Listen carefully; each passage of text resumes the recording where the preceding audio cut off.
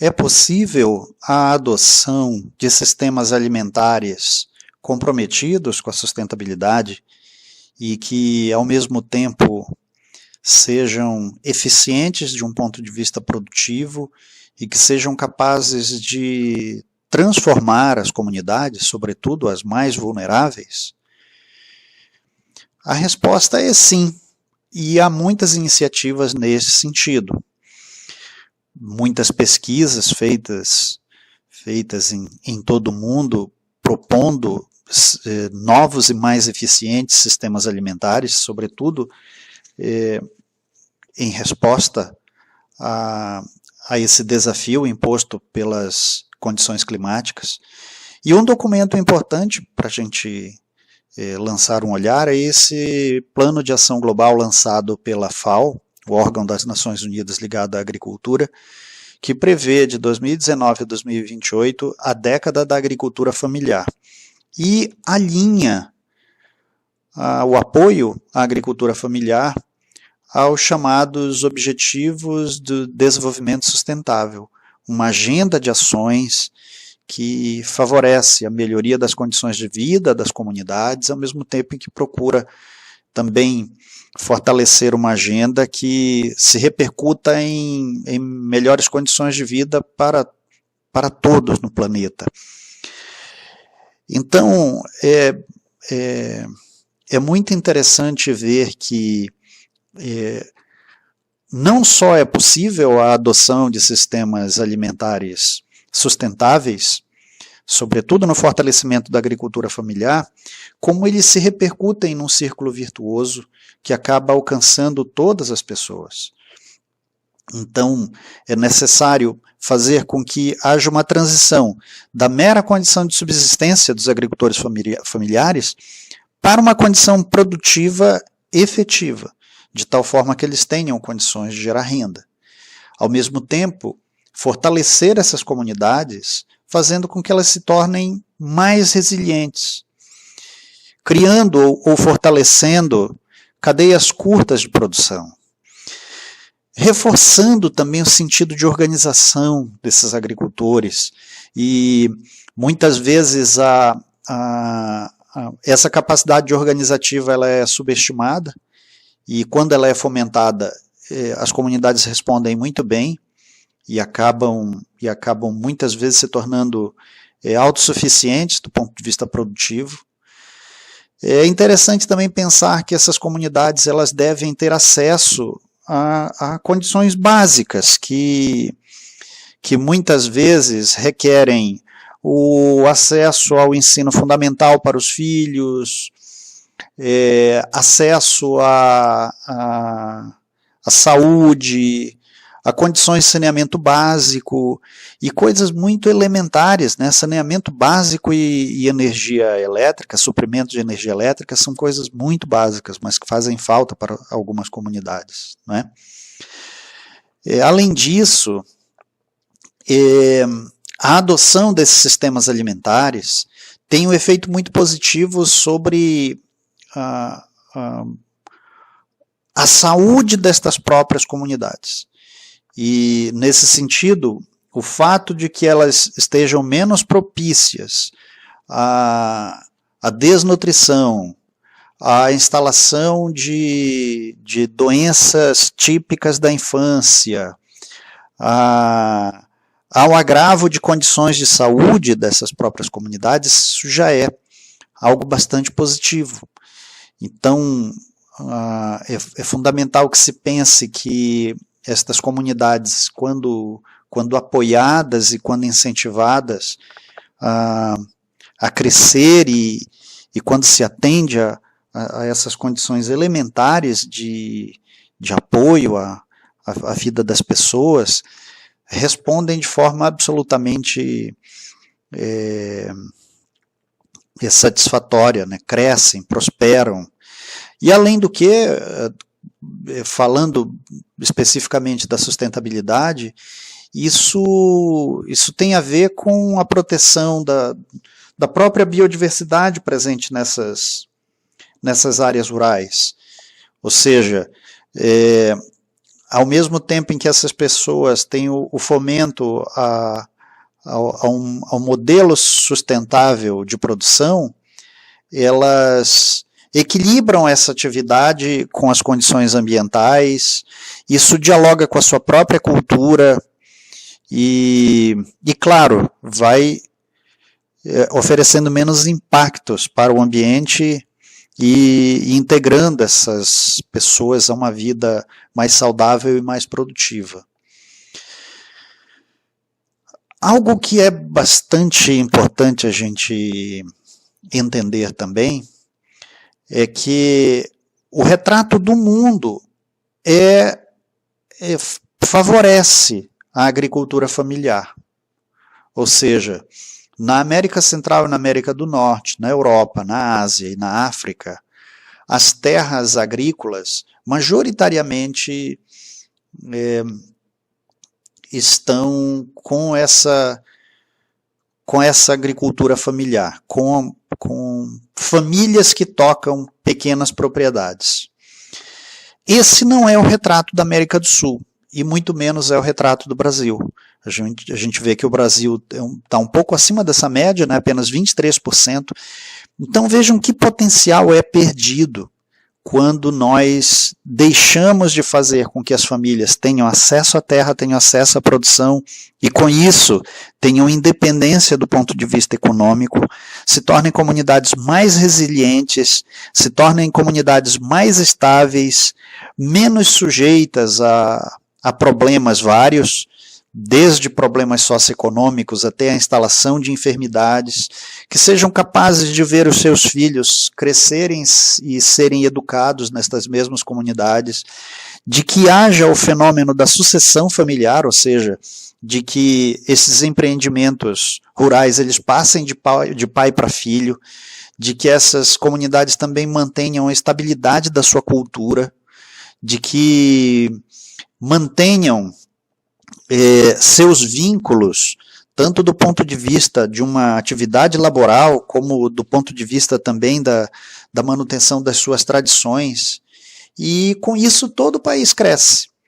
Mas, infelizmente, esse é o retrato mais desfavorável do mundo, é a América do Sul, e o Brasil não foge à regra disso. E vejam, no Brasil, embora esse dado aí aponte que os agricultores fornecem em média cerca de 40% da produção, o dado mais recente trazido pelo Censo Agropecuário é em torno de 23%, arredondando aí um quarto. Então, de cada 4 quilos de alimento, 1 vem da agricultura familiar, o que eu considero muitíssimo expressivo, dadas as condições da agricultura familiar no Brasil, né? Lá nas Ilhas Fiji, eles fornecem 84% da produção de inhame, arroz, mandioca, milho e feijão, trabalhando com menos da metade da terra. E nos Estados Unidos, 84% produzem 84% de todos os produtos, gerando aí uma divisa de 213 bilhões em vendas, sendo que trabalham em mais de 2/3 da terra. Então, é possível pensar que a agricultura familiar ela não só é capaz de adotar modelos sustentáveis, como responde muito bem a essa questão da produtividade e, com isso, gerando comunidades mais estáveis, produtivas, resilientes e menos sujeitas a problemas diversos. E esse é um retrato que aparece em várias pesquisas, né? Trouxe essa aí, que subsidia a própria FAO, né, mas que envolvem pesquisadores de Minneapolis, da Washington State University, de Columbia, da Cornell. Então, é um estudo que mostra um quadro muito parecido com esse que nós acabamos de ver. E aqui,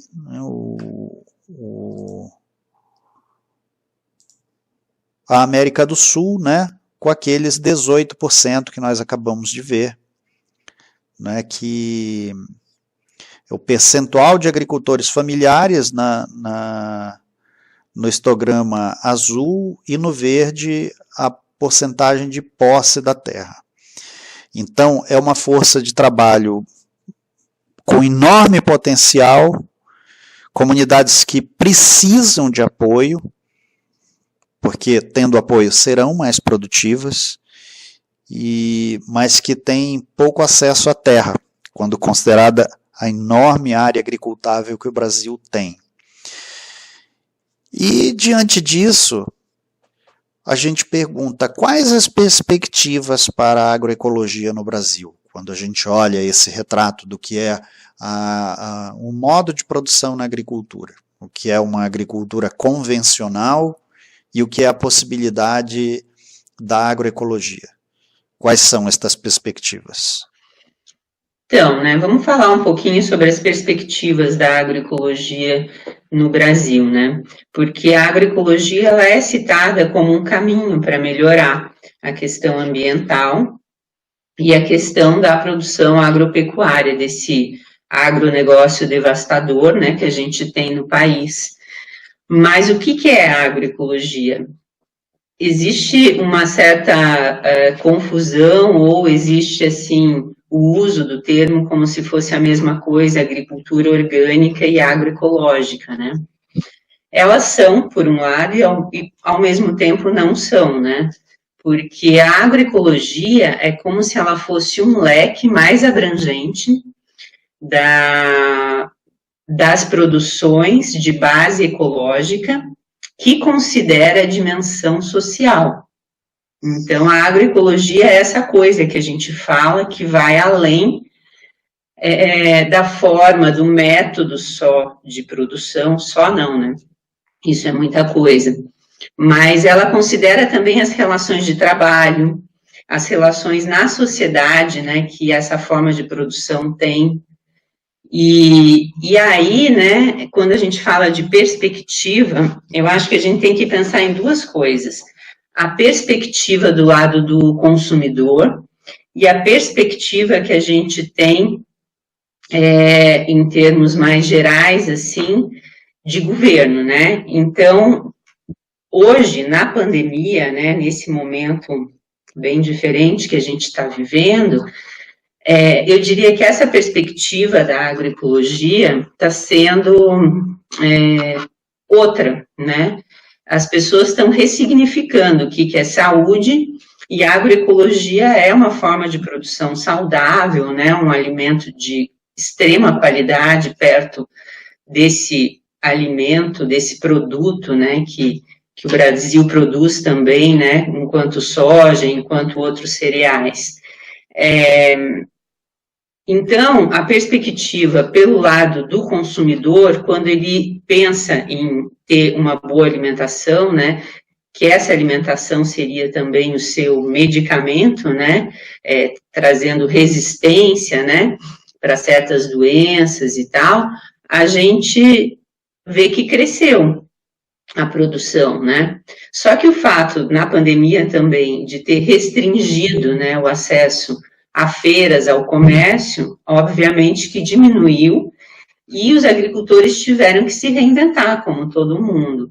E uma coisa nunca vista foi os agricultores se adequando à venda pela internet, por WhatsApp, se reunindo em grupos maiores, por exemplo, um produz café, e esse que produz café tem um grupo no Telegram, no WhatsApp, e reúne muitos produtores ali, e isso facilita a distribuição, né, e a entrega em casa.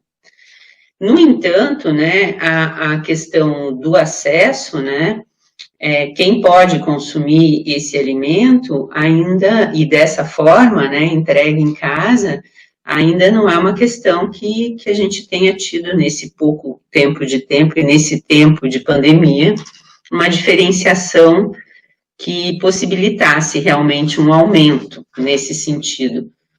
Mas houve essa diferença na comercialização, e isso possibilitou um acesso maior à informação também, né? Agora, em termos gerais de política, sim, nos últimos anos, as perspectivas para a agroecologia não foram e não estão e não serão boas, porque as políticas públicas, em termos gerais, né, elas tiveram um retrocesso, né, os agricultores não estão tendo acesso a políticas que garantam essa comercialização, né, as comunidades tradicionais estão sofrendo, o meio ambiente nem se fala, né, a gente vê a questão do desmatamento, não só na Amazônia, na Mata Atlântica, a questão dessa biodiversidade, né, desse país tão rico, indo por água abaixo, porque a flexibilização nas leis referentes aos agrotóxicos também foram inúmeras, né, esses produtos são vendidos, enfim, mais fácil do que água no Brasil, né, e isso torna a perspectiva de uma produção saudável e num espaço, num ambiente equilibrado, mais difícil.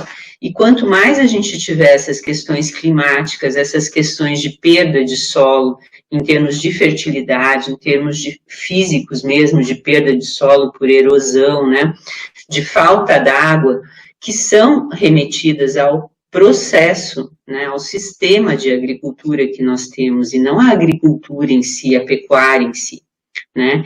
Essa pecuária extensiva e da forma como a gente tem, leva a necessidade de 15 litros de água, né, por quilo produzido de carne, né, e um consumo que a gente não para pensar nisso, ou não sabe disso.